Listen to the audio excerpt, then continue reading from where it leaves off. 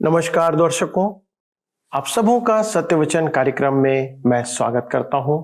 सत्यवचन कार्यक्रम मानव जीवन से जुड़े तमाम प्रकार के सत्य पर चर्चा करता है और व्याख्या करता है, चाहे वह एक सकारात्मक सत्य हो या नकारात्मक सत्य हो।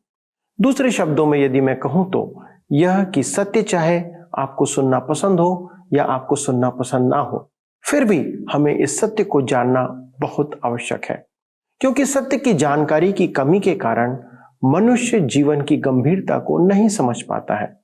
परमेश्वर ने हमें बनाया है, इसलिए यदि हम उसकी विधियों के विपरीत व्यवहार करेंगे तो हम कष्ट उठाएंगे। परमेश्वर का वचन हमारा मार्गदर्शन करता है कि कैसे हम परमेश्वर को जाने और उसके नियमों को भी जाने।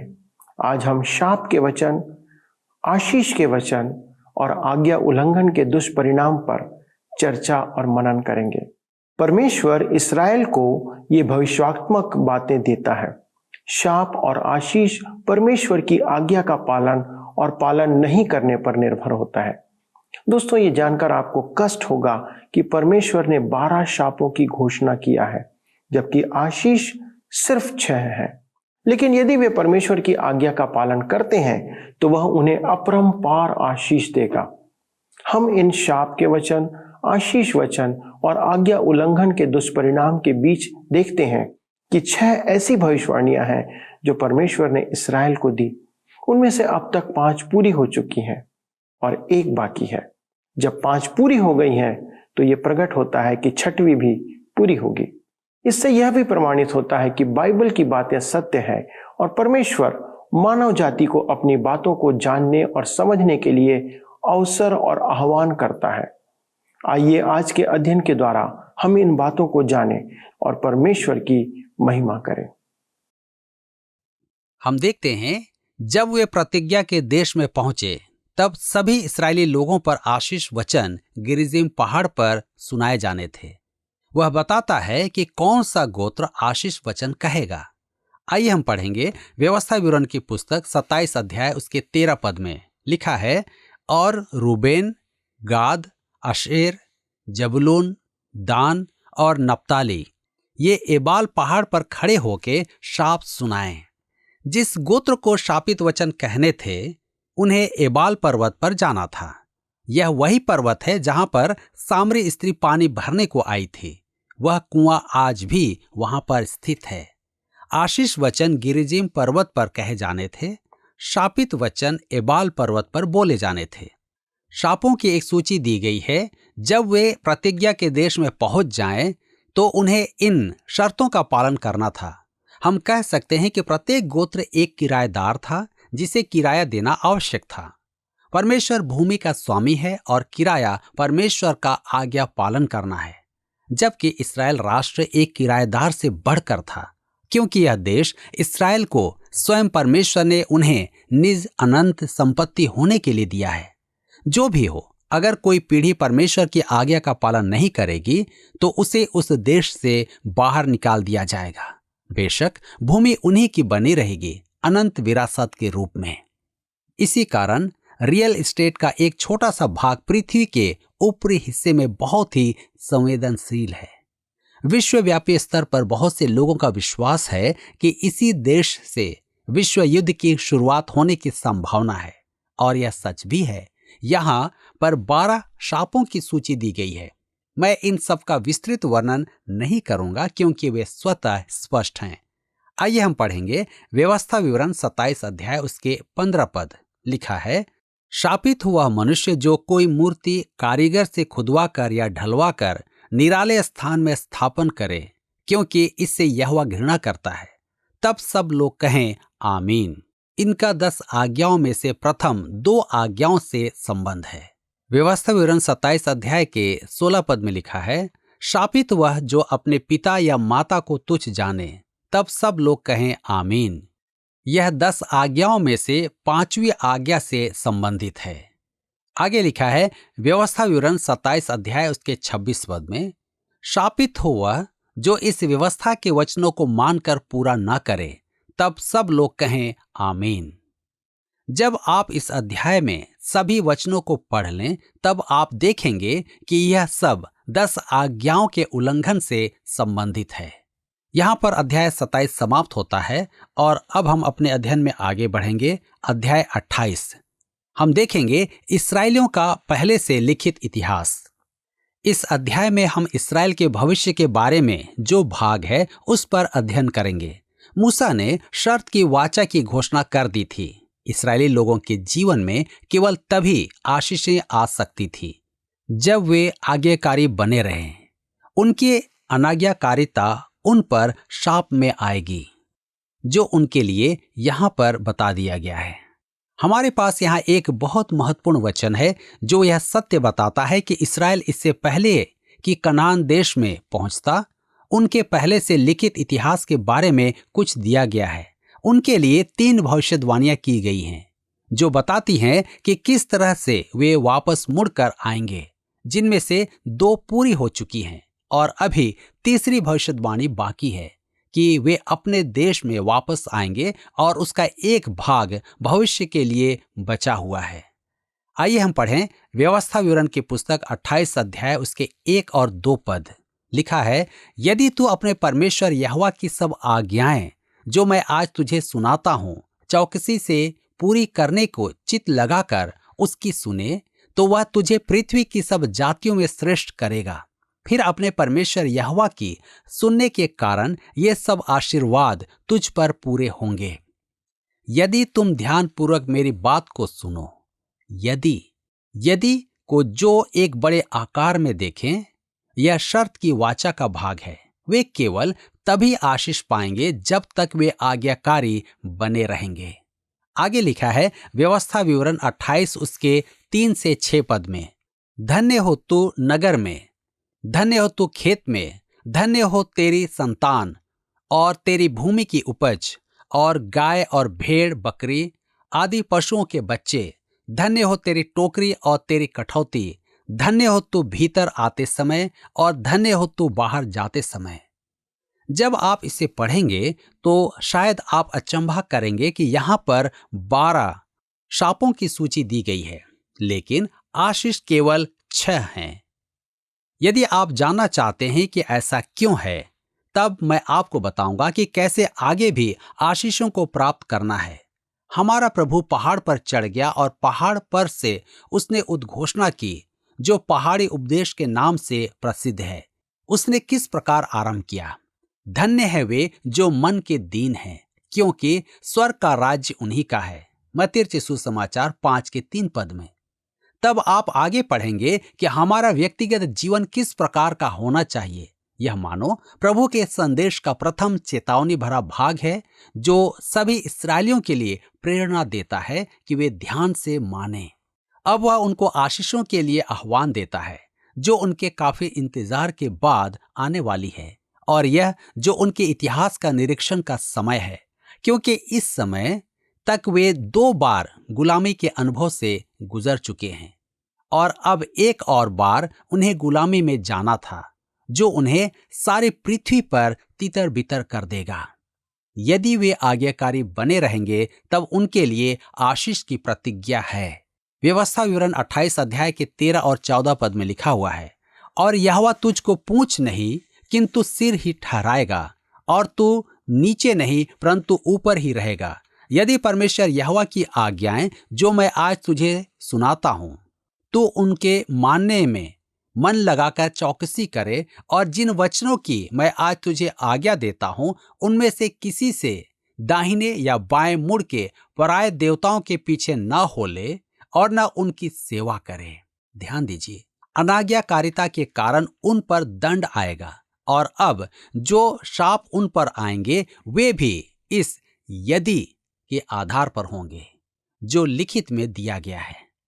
व्यवस्था विवरण 28 के 15 में आगे लिखा है, परंतु यदि तू अपने परमेश्वर यहोवा की बात न सुने और उसकी सारी आज्ञाओं और विधियों के पालने में जो मैं आज सुनाता हूं चौकसी नहीं करेगा, तो ये सब शाप तुझ पर आ पड़ेंगे। हम फिर देखेंगे कि यह शर्त पर आधारित है। अब हम वचन के उस बहुत महत्वपूर्ण भाग पर आ गए हैं। यह इस्राएल का इतिहास है जो उस देश में है, जो पहले से लिखित रूप में दिया गया है। वचन में 3 बार इस्राएलियों के विरुद्ध भविष्यवाणी दी गई है। कि वे 3 बार दासत्व में जाएंगे और फिर 3 बार वापस आ जाएंगे। इसमें से प्रथम परमेश्वर ने अब्राहम से की थी। उत्पत्ति की पुस्तक 15 अध्याय उसके 13 और 16 पद को हम पढ़ सकते हैं। तब यहोवा ने अब्राहम से कहा, यह निश्चय जान कि तेरे वंश पराये देश में परदेशी होकर रहेंगे और उसके देश के लोगों के दास हो जाएंगे और वे उनको 400 वर्ष तक दुख देंगे, पर वे चौथी पीढ़ी में यहाँ फिर आएंगे, क्योंकि अब तक एमोरियों का अधर्म पूरा नहीं हुआ। इस्राएली लगभग 430 वर्ष तक मिस्र के दासत्व में रहे, जब परमेश्वर ने उन्हें मिस्र से छुड़ाकर वापस लाया। और हम इसी बात का व्यवस्था विवरण की पुस्तक में अध्ययन कर रहे हैं। अब वे यरदन नदी के पूर्व तट पर हैं। परमेश्वर उन्हें पहली बार वापस ला रहा है। यहोशू की पुस्तक में यह पढ़ेंगे कि वे किस तरह कनान देश में प्रवेश करते हैं, और न्यायों की पुस्तक में हम पढ़ेंगे कि वे किस तरह उस देश में बस जाते हैं, जिससे हमें पता चलता है कि यह भविष्यवाणी पूरी हो चुकी है, जो अब लिखित रूप में हमारे पास है। अब इससे पहले कि वे देश में प्रवेश करें, उनके लिए निष्कासन की भविष्यवाणी पहले से ही की जा चुकी है। यह बहुत ही महत्वपूर्ण है। आइए हम पढ़ें व्यवस्था विवरण 28 अध्याय 32 से 34 पद। लिखा है, तेरे बेटे बेटियां दूसरे देश के लोगों के हाथ लग जाएंगे और उनके लिए चाव से देखते देखते तेरी आंखें रह जाएंगी और तेरा कुछ बस न चलेगा। तेरी भूमि की उपज और तेरी सारी कमाई एक अनजाने देश के लोग खा जाएंगे और सर्वदा तू केवल अंधेर सहता और पिसा जाता रहेगा, यहाँ तक कि तू उन बातों के कारण जो अपनी आंखों से देखेगा पागल हो जाएगा। यह वचन यहूदियों के आखिरी राजा सिदकिय्याह में पूरा हुआ है, जिसमें बताया गया है कि किस तरह उसी की आंखों के सामने उसके बेटे घात किए गए। उसके बाद उसकी आंखें निकाल ली गई और उसे अंधा और असहाय बेबीलोन में ले जाया गया। व्यवस्था विवरण 28 अध्याय उसके 35 से 37 पद में आगे हम पढ़ते हैं, यहोवा तेरे घुटनों और टांगों में वरन नख से शिक तक भी असाध्य फोड़े निकालकर तुझको पीड़ित करेगा। यहोवा तुझको उस राजा समेत जिसको तू अपने ऊपर ठहराएगा, तेरे और तेरे पूर्वजों के लिए अनजानी एक जाति के बीच पहुंचाएगा और उनके मध्य में रहकर तू काठ और पत्थर के दूसरे देवताओं की उपासना और पूजा करेगा। और उन सब जातियों में जिनके मध्य में यहोवा तुझको पहुंचाएगा, वहां के लोगों के लिए तू चकित होने का और दृष्टांत और शाप का कारण समझा जाएगा। यह बेबीलोन की बंधुआई है जो इतिहास में अब मौजूद है। हमारे पास इसका लिखित ब्यौरा है। हम आने वाले समय में इसका और गहराई से अध्ययन करेंगे जब हम बाइबल की भविष्यवाणियों के बारे में पढ़ेंगे जो पूर्ण हुई हैं, जिनका लिखित ब्यौरा राजाओं और इतिहास की पुस्तकों में हमें मिलता है। यह सब उनके साथ क्यों हुआ? यह केवल उनकी अनाज्ञाकारिता का परिणाम था। परमेश्वर ने उन्हें यह यदि दिए हुए थे। परमेश्वर ने उनसे कहा था, यदि तुम आज्ञाओं को मानोगे तो आशीष पाओगे, परंतु यदि तुम आज्ञाओं को नहीं मानोगे तो तुम देश से बाहर निकाल दिए जाओगे। इस्राएल फिर से बाबुल से छुटकारा पाकर वापस देश में आते हैं, जिनकी वापसी का ब्यौरा इज़रा और नेहमिया की पुस्तक में दिया गया है। भविष्यद्वक्ता हग्गै, जकरिया और मलाकी की पुस्तक में दिया गया है। तो यह दूसरी भविष्यवाणी है जो उनके देश में वापस लौटने के बारे में है। यह भविष्यवाणी अक्षरशः पूरी हो चुकी है। तीसरी बार इस्राएलियों का तितर बितर होना रोम द्वारा उनके देश पर कब्जा करने के कारण हुआ, जो लिखित रूप में उपलब्ध है, जिसकी भविष्यवाणी पहले से ही हो चुकी है। आइए हम पढ़ेंगे व्यवस्था विवरण 28 अध्याय उसके 48 पद में। लिखा है, इस कारण तुझको भूखा, प्यासा, नंगा और सब पदार्थों से रहित होकर अपने उन शत्रुओं की सेवा करनी पड़ेगी जिन्हें यहोवा तेरे विरुद्ध भेजेगा, और जब तक तू नष्ट न हो जाए तब तक वह तेरी गर्दन पर लोहे का जुआ डाल रखेगा। यहाँ मेरे अध्ययन में इतिहासकार के 2 महत्वपूर्ण भाग हैं जो बताते हैं कि किस तरह टाइटस राजा की अगुवाई में रोम का आगमन हुआ। रोम को एक लोहे के राज्य के रूप में जाना जाता था, जिन्होंने बड़ी कठोरता से शासन किया, जो इस भविष्यवाणी को पूरा करता है, वह तेरी गर्दन पर लोहे का जुआ रखेगा। अब हम आगे पढ़ते हैं। व्यवस्था विवरण 28 अध्याय उसके 49 पद में लिखा है, यहोवा तेरे विरुद्ध दूर से वरन पृथ्वी के छोर से वेग से उड़ने वाले उकाब सी एक जाति को चढ़ा लाएगा, जिसकी भाषा तू नहीं समझेगा। रोम जो पश्चिम से आया हुआ था, जिसकी भाषा इब्रानी भाषा से बिल्कुल अलग थी। हमारी वर्तमान अंग्रेजी भाषा लैटिन और यूरोपियन भाषाओं पर आधारित है, परंतु इब्रानी भाषा एशिया और अफ्रीका और पूर्व देशों की भाषाओं से संबंधित है। यह बिल्कुल अलग थी। परमेश्वर ने कहा, तुम पर विजयी होने वाले लोग ऐसे होंगे जिनकी भाषा भी नहीं समझ पाओगे।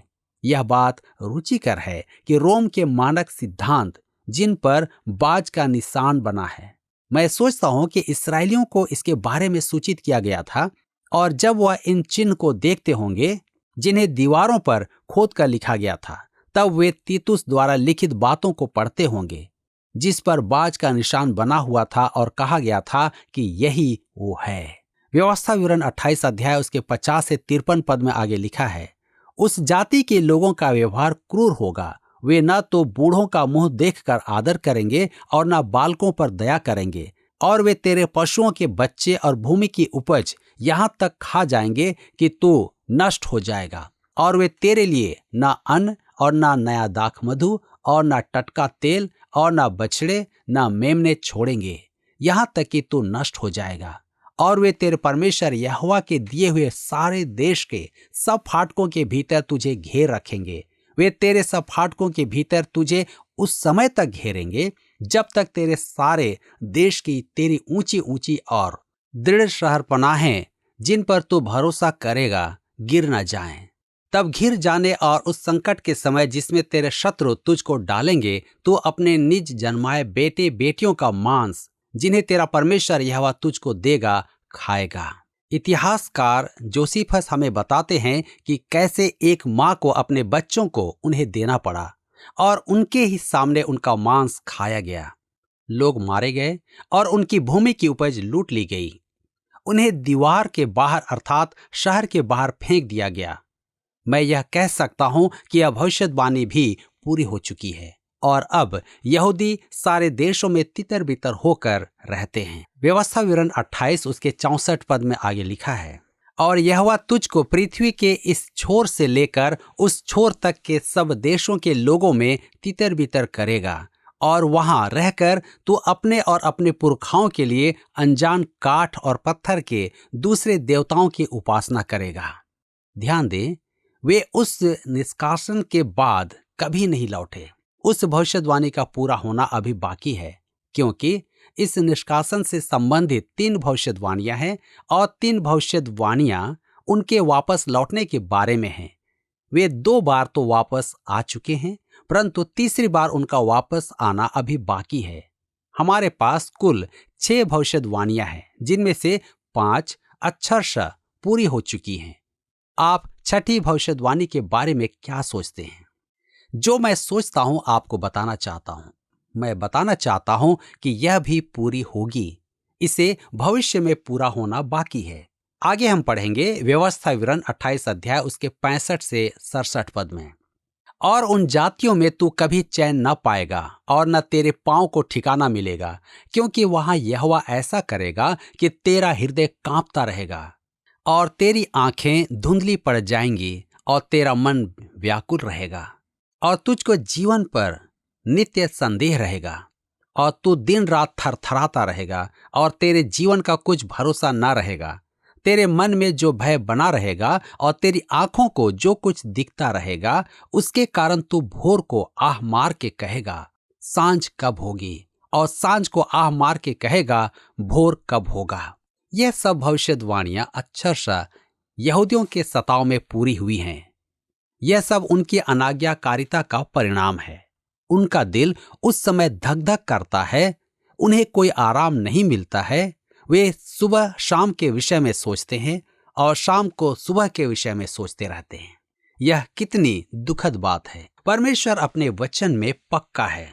मित्रों, हम सबके लिए इससे कितनी अच्छी शिक्षा मिलती है।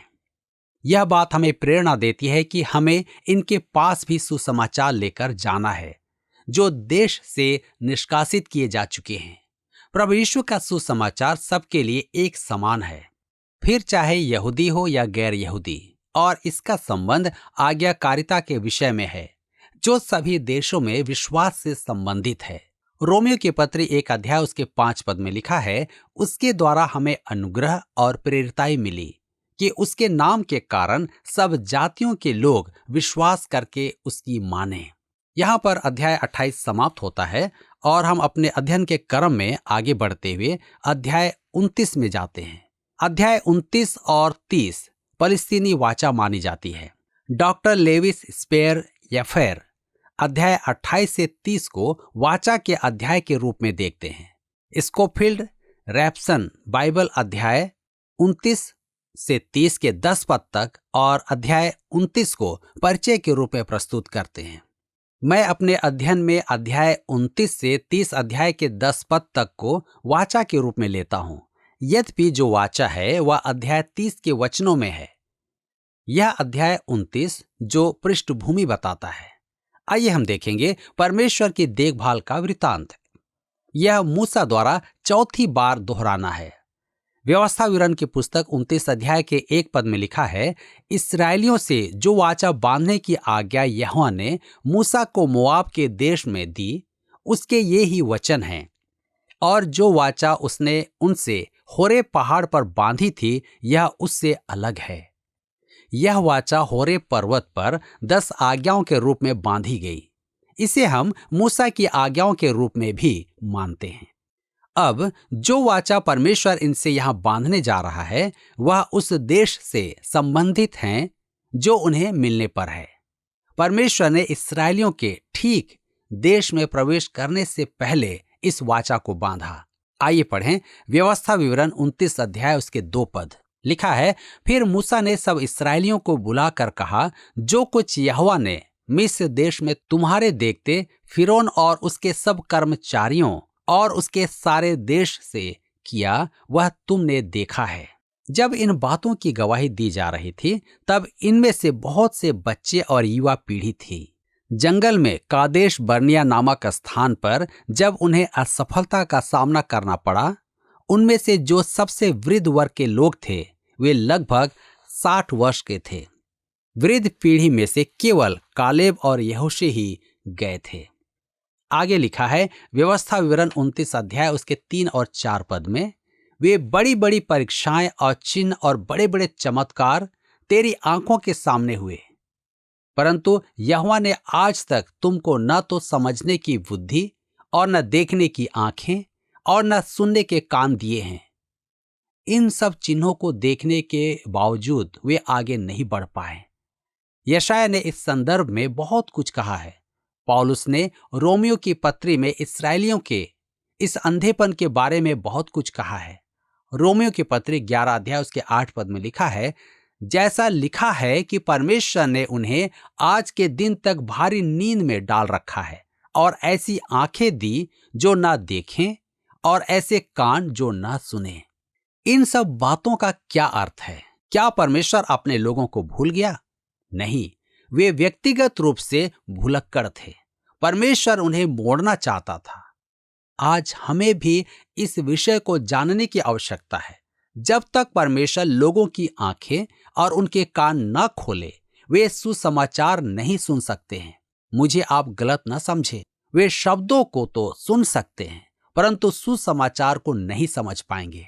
5 वर्ष में पूरी बाइबल के विषय में एक लेखक ने एक टिप्पणी लिखी जो धार्मिक प्रवेश से संबंधित थी। उन्होंने सोचा कि यदि आप बाइबल से सिखाते हैं तो आप यहाँ धार्मिक गतिविधि या किसी धार्मिक कार्यक्रम को चलाते हैं। मैं चाहता था कि वह व्यक्ति हमारे कार्यक्रम को देखे कि हम क्या करते हैं या क्या करने का प्रयास करते हैं। फिर भी मैं चिंतित था कि हो सकता है कि वह सुन भी ले, लेकिन क्या उनके समझ में आएगा? वह उसे नहीं समझ पाएगा। हो सकता है कि वह व्यक्ति अभी भी यही सोचे कि हम किसी धार्मिक क्रियाविधि को पूरा कर रहे हैं। क्यों? क्योंकि किसी व्यक्ति की आंख और कान खोलने के लिए परमेश्वर के वचन और परमेश्वर के आत्मा का उस कार्य में शामिल होना बहुत आवश्यक है, ताकि उस व्यक्ति का मन खुल सके। वे देख पाएंगे कि परमेश्वर का प्रभावशाली वचन बहुत से लोगों के जीवन में कार्य कर रहा है। क्या वह आपके जीवन में कार्य कर रहा है? क्या आपको यह कार्यक्रम पसंद आया? अभी हमें एक मिस कॉल करें और आप अगले विजेता हो सकते हैं।